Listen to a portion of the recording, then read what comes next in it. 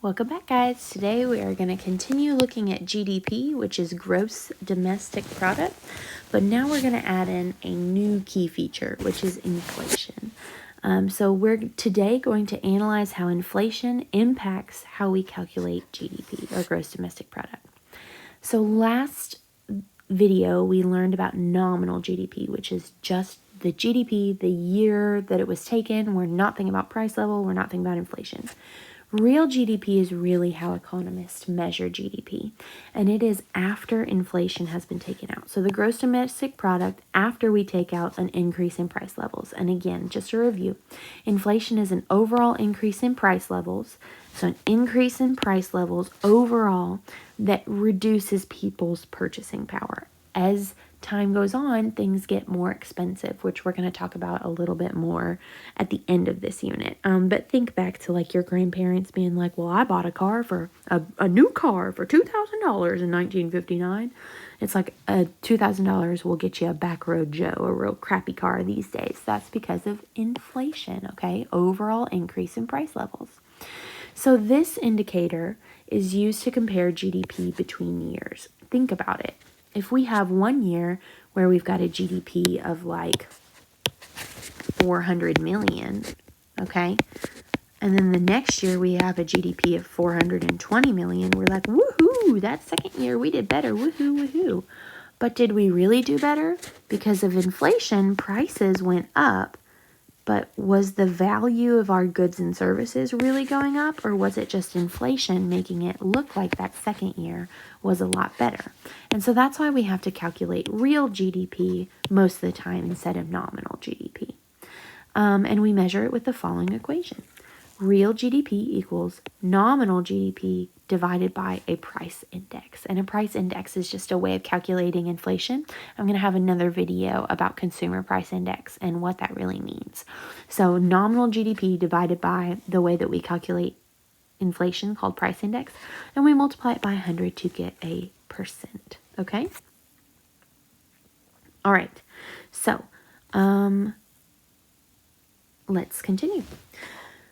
To do the math here, remember, we have to remember our GDP formula, which is C plus I plus G plus X. Remember that X is exports minus imports, our net exports, okay? So we've got year one, 300, 500, 100, and then these numbers. So our exports minus imports, 30 minus 50 is negative 20. That's not good. So we've got 300. Let me get out your calculator. Let me get mine out.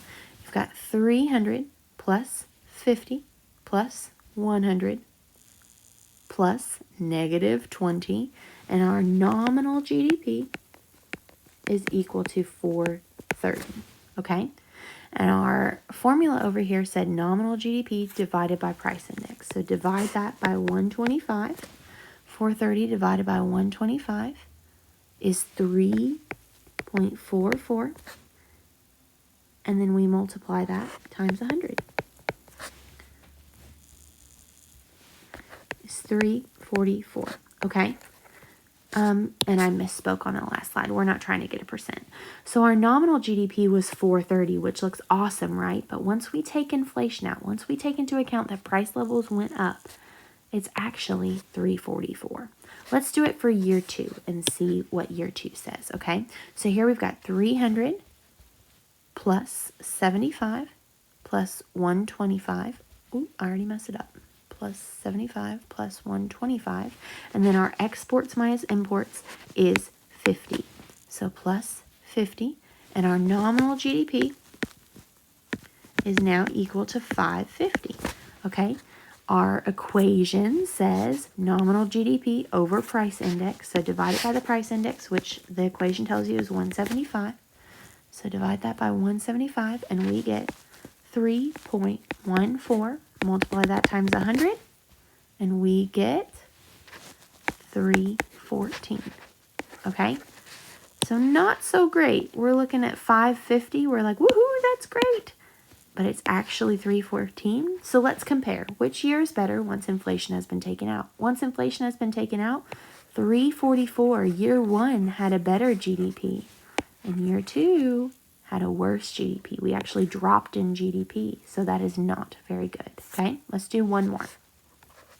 So, year one is 200 plus 25 plus 200. And then our exports minus imports is actually 25 minus 35, negative 10. So negative plus negative 10. And our nominal GDP is now equal to 415. Put that over price index, which was 120. So divide by 120. And we get 3.45 times 100. And we get 345 is our actual real GDP. Real GDP. Oh, and I forgot to write this up here. C plus I plus G plus X is what we're doing for nominal GDP. Okay, let's do year two. So C plus I plus G plus X, 250 plus 75 plus 200 plus our exports minus imports. 150 minus 50 is actually positive 100. And we get nominal GDP is equal to 625. So much larger here, much larger. Over our price index, 145 divided by 145 is 4.3. Did I do that right? Give me a second. I think I might mess that up.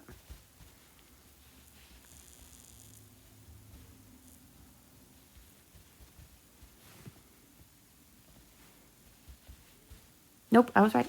Times 100, okay, equals 431. So which GDP is better? This year's GDP was better, okay? All right, so let's dig a little bit deeper. We've now figured out how to calculate real GDP, which is our GDP with inflation taken out. But GDP is often calculated per capita, and that's what you see in the news. And per capita literally means per person, okay? Per capita means per person. And the reason that we do that is to better understand how individuals are involved in the economy. And we're looking at how much money is spent in America per person. And the higher the number, the better our economy. The higher the number, the more likely it is we've got a higher standard of living because people are buying more things, which means they have money, which means their standard of living is higher. And here's the formula down here. Literally, you just take real GDP and divide it by population because we're looking at the real GDP per person, okay? But of course, I'm not going to give it to you that easy. I'm going to make you calculate that nominal GDP first, then calculate the real GDP, then divide it by population. So get your calculators out, get your calculators out. We're building here. So remember, our formula is C plus I plus G plus X, and that is nominal GDP, okay? So we've got 200 plus 25 plus 200 plus exports minus imports, 25 minus 35 is negative 10. So plus negative 10, and our nominal GDP is equal to 415. Divide that by our price index, which is 120, divided by 120, and we get 3.45. Multiply it times 100, and we get 345. Now we have to find out per capita. Real GDP per person, and the population is 32. So divide by 32, and you get 10.8. $10.8 per person. Now, in real life, it'd be like 10.8 bajillion dollars. But we're doing small numbers here, small numbers, okay? All right, let's do it again. Let's remember our nominal GDP formula is C plus I plus G plus X, and X is exports minus imports, okay?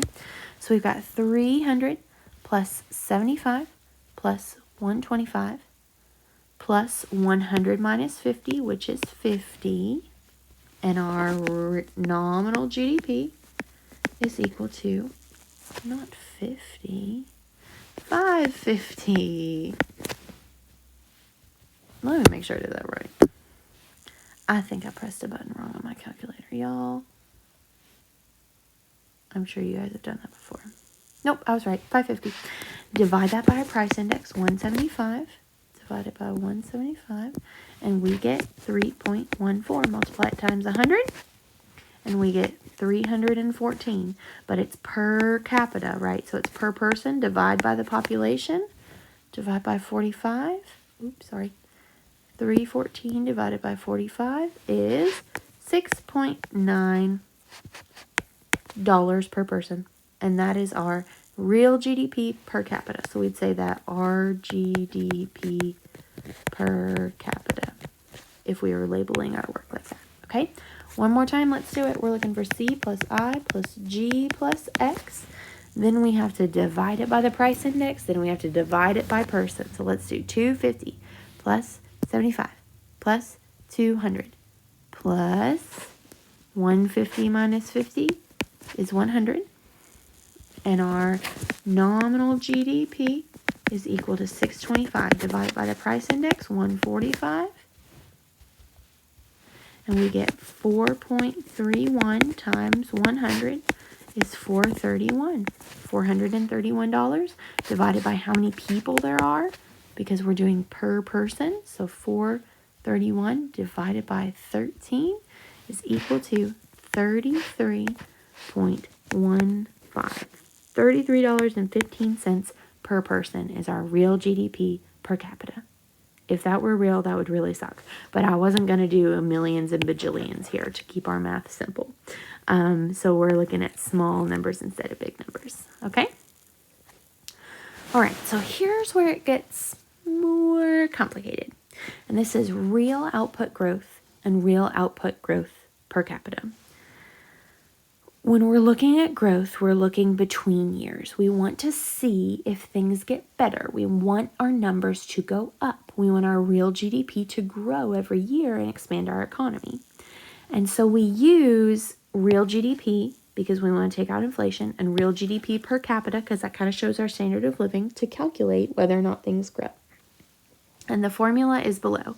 If we want to know the percent growth, we have to take the end year, whatever that is, minus the beginning year's numbers and divide it by the beginning year's numbers and multiply by 100 to get a percent. Okay? So I'm not going to make you do C plus I plus G plus X here. I'm going to keep it pretty simple. We need to figure out the real GDP, and then we need to figure out the growth of the real GDP for each year.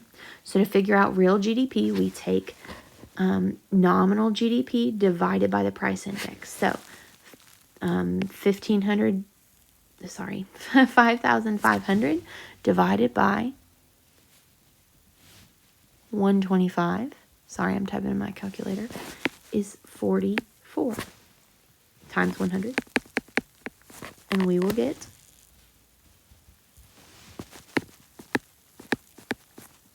4,400. So that is our real GDP for year one. GDP. So year one real GDP equals that. Let's find out year two real GDP. 7,500 divided by 150. Divided by oh my gosh, I typed it in wrong. 150 is equal to 50 times 100 is going to be 5,000. So our year two real GDP, I didn't leave enough space, is 5,000. So now we figured out our real GDPs between years 1 and 2. We have to now find the growth rate. So we want to take the end year, which was 5,000, it was year 2, minus the beginning year, which was 4,400, divide it by the beginning year, and multiply it times 100. So let's do the first part. 5,000 minus 4,400 is equal to 600, okay, over 4,000. So 600 divided by 4,000 is equal to 0.15 times 100 to get a percent. And we get the percent growth rate was 15% growth. Okay? So I know that was a lot of math. Let's do it again. So we have to find the real GDP first, and then we have to plug it into the growth rate calculator. So real GDP is nominal GDP divided by price index. So let's do 4,500 divided by 105. And we get 42.8. Multiply that times 100. And we get 4,285. There were some decimals around there. And that is our year one real GDP. Let's find our year two real GDP. We take 550, not 550, 5,500 divided by our price index, which is 110. We're taking out inflation, and we get 50. 50 times 100 is 5,000. And now we've got two real GDP numbers that we can plug into the growth rate formula. The end year is year two, so 5,000 minus the beginning year, 4,285 over the beginning year, 4,285. So let's take 5,000 minus 4,285, and that is 715 over 4,285, the beginning year, 4,285, and that is equal to 0.16 times 100 equals 16% growth. That's good, right? We went up, and that's what we want. All right, let's do one last one. We're trying to find year one real GDP and year two real GDP to compare. So let's get started. 7,000 divided by 150, which is our nominal GDP divided by our price index, 150 equals 46.6 times 100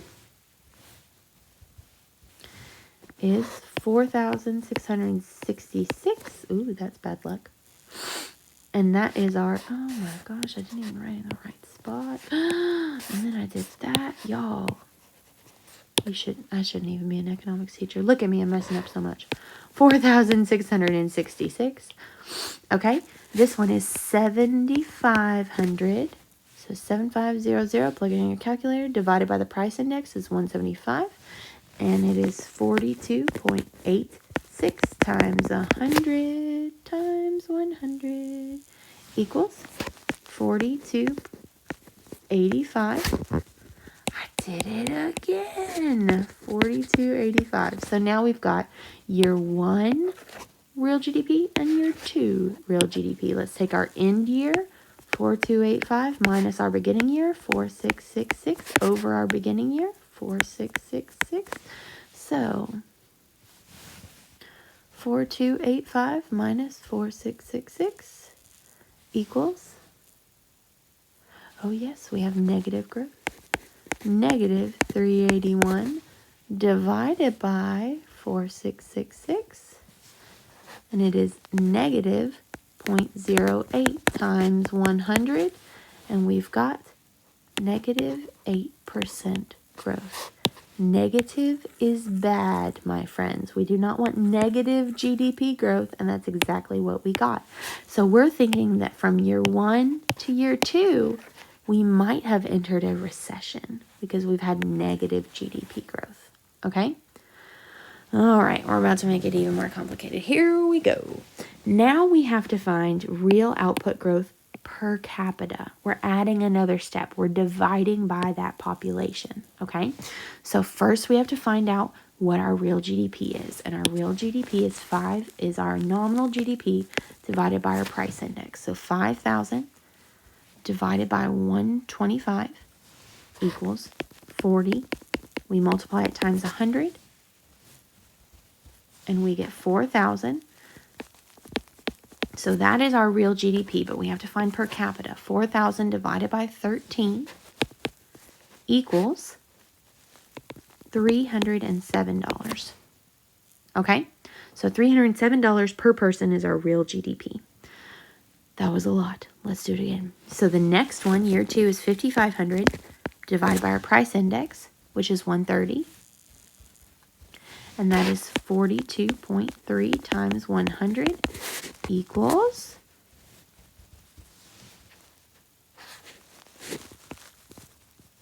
4,230 divided by our population, which is still 13. And we get 325 per person.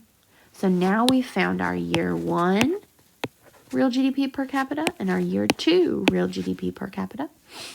And let's plug it in the growth rate formula. So our end year was 325 minus our beginning year is 307 over the beginning year, 307. So let's do 325 minus 307 and we get 18 over 307. Plug that into your calculator. Don't do that one in your head. That'd be crazy. And we get 0.058. Multiply that times 100 to get a percent. We get 5.8% growth. That's exciting. We always want growth.